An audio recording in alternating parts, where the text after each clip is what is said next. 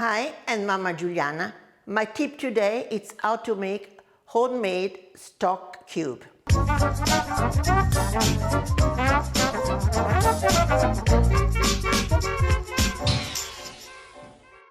You can, first of all, you have to prepare a good broth using what you like. You can use meat, you can use fish, vegetables.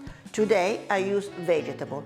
Of course, if you use meat, you have before to clear it from the fat. If you eat vegetables, no problem.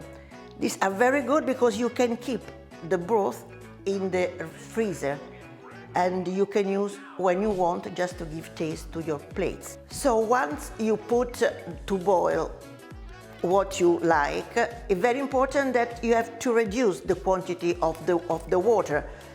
For this broth I use 2 liters of water and I reduce till 1 liter, so exactly 50%. And I'm using 450 grams of vegetable. You can put what you like, a vegetable inside. You can put zucchini, everything. Just what you like, what taste do you like. Once the broth is ready, you let come cold, and then you put slowly. Here I freeze, of course, I prepare already, this is freeze already. But you have to make inside, slowly, you put in the ice tray.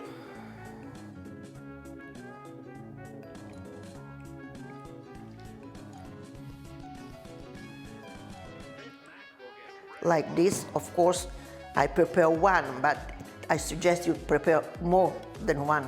So, of course, you have wait. This is already done, and once they're ready, freeze, you put in a container.